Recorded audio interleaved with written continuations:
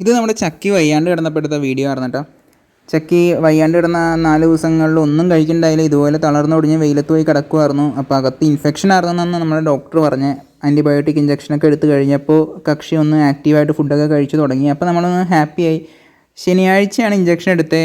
ഞായറാഴ്ചയൊക്കെ okay ആയിരുന്നു, തിങ്കളാഴ്ച okay ആയിരുന്നു. ചൊവ്വാഴ്ച ആയപ്പോൾ പെട്ടെന്ന് അവൻ പിന്നെ രാത്രി വയ്യാതെയായി. അവന് നടക്കാനൊന്നും പറ്റുന്നുണ്ടായില്ല. അപ്പോൾ എനിക്ക് തോന്നണു മരുന്ന് കുറച്ചും കൂടി വേണമായിരുന്നു എന്ന് തോന്നുന്നു. 2 ഇഞ്ചക്ഷനാണ് നമ്മൾ എടുത്തത് ആക്ച്വലി. അപ്പോൾ കക്ഷിയുടെ ബാക്ക് ലെഗ്, ഞാൻ നേരത്തെ പറഞ്ഞ പോലെ അവൻ്റെ ബാക്ക് ലെഗ് കുറച്ച് വീക്കായിരുന്നു ചെറുപ്പത്തിലെ. അവൻ നടക്കാനൊക്കെ ബുദ്ധിമുട്ടായിരുന്നു. പിന്നീട് റിക്കവറായി വന്നതാണ്. ഇപ്പോഴും അതുപോലെ വീക്കായിട്ട് നടക്കാൻ പറ്റാത്തൊരു സിറ്റുവേഷൻ പോലെ കണ്ടു. പക്ഷേ അവന് മീൻ ഇത്തവണ കൊടുത്തപ്പോൾ കഴിക്കുന്നുണ്ടായിരുന്നു. അപ്പോൾ അതുകൊണ്ട് കുറച്ചൊന്ന് കീപ്പപ്പ് ചെയ്യാൻ പറ്റി. ഒപ്പം നമ്മളുടെ സെസ്പെറ്റ് ഒരു ആൻറ്റിബയോട്ടിക് ഒരു സൊല്യൂഷനാണ്. അത് ഡോക്ടർ പ്രിസ്ക്രൈബ് ചെയ്ത് തന്നിരുന്നു. അപ്പോൾ അത് നമ്മൾ എടുത്ത് ഓരോ ml വീതം 2 ദിവസം കൊടുത്തപ്പോൾ കക്ഷി പിന്നെയും ബാക്ക് ടു നോർമലായി വന്നിട്ടോ. ഇപ്പോൾ ഫുഡൊക്കെ കഴിക്കുന്നുണ്ട്. പക്ഷേ എനിക്ക് തോന്നുന്നു അകത്ത് ആ ഇൻഫെക്ഷൻ പൂർണ്ണമായിട്ട് മാറാത്തത് കൊണ്ടാണെന്ന് തോന്നുന്നത് രണ്ടാമത് പിന്നെയും ഡെവലപ്പായിട്ട് വരുന്നത്. ഒപ്പം നമ്മൾ ഇനി പുറത്ത് എവിടെ എന്തെങ്കിലും കഴിക്കുന്ന ഫുഡോ ഇല്ലെങ്കിൽ നമ്മളുടെ ഫുഡ് കഴിച്ചതിൻ്റെ എന്തെങ്കിലും റിയാക്ഷനാണോ എന്നൊന്നും നമുക്ക് വ്യക്തമായിട്ട് അറിയില്ല. കാരണം ടെസ്റ്റ് കാര്യങ്ങളൊന്നും നമ്മൾ നടത്തിയിരുന്നില്ല. ഗവൺമെൻറ് ഹോസ്പിറ്റലിലായതുകൊണ്ട് അധികം ഫെസിലിറ്റി കാര്യങ്ങളൊന്നും ഇല്ല. അവിടെ കുറച്ച് മരുന്നുകൾ കാര്യങ്ങളൊക്കെ ഉണ്ട്. അത്യാവശ്യം വന്നാൽ ഞാനവിടെ IV ഇടൂ എന്ന് ചോദിച്ചപ്പോൾ അവിടെ അത്യാവശ്യ സാഹചര്യങ്ങളിൽ കൊടുക്കാറുണ്ടെന്നാണ് അറിഞ്ഞത്. അപ്പോൾ നമ്മുടെ ഗവൺമെൻറ് ഹോസ്പിറ്റലുകളൊക്കെ, വെറ്റിനറി ഹോസ്പിറ്റൽ പ്രത്യേകിച്ച് കുറേ അധികം ഡെവലപ്പ് ആകേണ്ടതുണ്ട് നമ്മുടെ നാട്ടിലൊക്കെ. ഇതിപ്പോൾ അവന്മാർ ഒന്ന് നമ്മൾ പുറത്തേക്ക് ഇറക്കിയതായിരുന്നു. നമ്മൾ മുറ്റത്തേക്ക് പുറകുവശത്തേക്ക് ഇറങ്ങിയപ്പോൾ ഇപ്പോൾ കക്ഷി ഓടിച്ചാടി വന്ന് പഴയ പോലെ സ്നേഹമൊക്കെ കാണിച്ച് നടക്കുന്നുണ്ട് കേട്ടോ. പക്ഷേ പണ്ടൊക്കെ ചക്കി ഇടയ്ക്ക് കളിക്കാനൊക്കെ കൂടായിരുന്നു. ഇപ്പം അങ്ങനെ കളിക്കാനുള്ള ഒരു മൂഡൊന്നും കക്ഷിക്കില്ല. ഇപ്പോഴും മിക്കപ്പോഴും ഇതുപോലെ അവിടെ പോയി ഇരിപ്പൊക്കെയാണ്.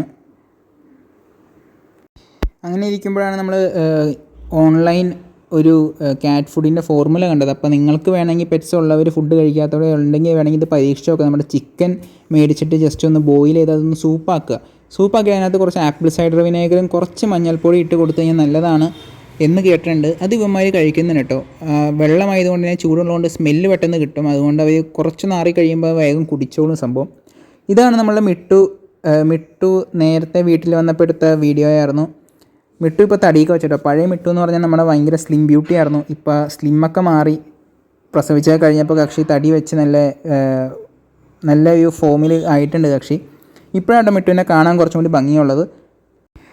പക്ഷേ എന്നത്തെയും പോലെ ഇത്തവണയും മിട്ടുവിൻ്റെ കുഞ്ഞുങ്ങൾ എവിടെയാണെന്ന് യാതൊരു ക്ലൂ ഇല്ല. നമ്മളുടെ വീടിൻ്റെ റൈറ്റ് സൈഡിലൊരു വീട്ടിലേക്ക് എപ്പോഴും ചാടി പോകാറുണ്ട് മിക്കവാറും. ഒന്നില്ലെങ്കിൽ അവിടെ ഉണ്ടാവും, ഇല്ലാന്നുണ്ടെങ്കിൽ ചിലപ്പോൾ കുട്ടികളെ കിട്ടി കാണില്ല. എന്താണെന്ന് അറിയില്ല. എന്തായാലും ഇപ്പോൾ സ്ഥിരം മിട്ടു ആ വീട്ടിലാണ്. ഇടയ്ക്ക് ഇവിടെ ഫുഡ് കഴിക്കാൻ മാത്രമേ വരുള്ളൂ. നമ്മുടെ കിക്കയുടെ സ്ഥിരം പരിപാടി കേട്ടോ. നമ്മൾ പുറത്തേക്ക് ഇറങ്ങിക്കഴിഞ്ഞാൽ നമ്മളെ കാണിക്കാനാണോ അതോ അതിൻ്റെ ഒരു എക്സസൈസിന് വേണ്ടിയാണോ എന്ന് അറിയില്ല. ഉറക്കത്തിൽ എണീറ്റാലും ഫുഡ് കഴിച്ച് കഴിഞ്ഞാലൊക്കെ വന്ന് ടയറിനകത്തിട്ട് മാന്തിക്കൊണ്ടിരിക്കും. അപ്പോൾ ടയറിനകത്തിട്ട് കക്ഷി മാന്തിക്കൊണ്ടിരിക്കുമായിരുന്നു. നല്ല രസമാണ് കേട്ടോ ഇവനിങ്ങനെ മാന്തണ കാണാനായിട്ട്. വീടിൻ്റെ അകത്തൊരു വെയിറ്റ് നോക്കുന്ന മെഷീനുണ്ട്. അതിനകത്തും ഇടയ്ക്ക് ഇങ്ങനെ ഒരു റബ്ബറി ഫീലാണ്. അപ്പോൾ അതിനകത്തും ഇടയ്ക്ക് വന്ന് കക്ഷി മാന്തിക്കൊണ്ടിരിക്കും. കിക്കിനെ പുന്നാരിക്കാൻ കണ്ടപ്പോൾ എന്നെയും പുന്നാരിക്കണം എന്ന് പറഞ്ഞ് നമ്മുടെ ജിഞ്ചർ വന്ന് നമ്മുടെ അടുത്ത് കിടന്നതാണ് വെയിലത്ത്. കക്ഷി എപ്പോഴും നമ്മുടെ അടുത്ത് നിന്ന് കഴിഞ്ഞാൽ കളിപ്പിക്കും. നമ്മളെ ഇപ്പോഴും നല്ല ആക്റ്റീവായിട്ട് കളിപ്പിച്ചുകൊണ്ടിരിക്കും. കക്ഷിയുടെ പ്രായം അതാണ്. ബാക്കി എല്ലാവരും കുറച്ചും കൂടി ഒന്ന് പ്രായം വെച്ച് പോയി. ജിഞ്ചറാണ് ഇപ്പോൾ ഉള്ളിൽ ഇളയതുള്ളത്. അപ്പോൾ അവൻ്റെ ഒരു കളിയും കാര്യങ്ങളൊക്കെ കാണാനൊക്കെ നല്ല രസമാണ്.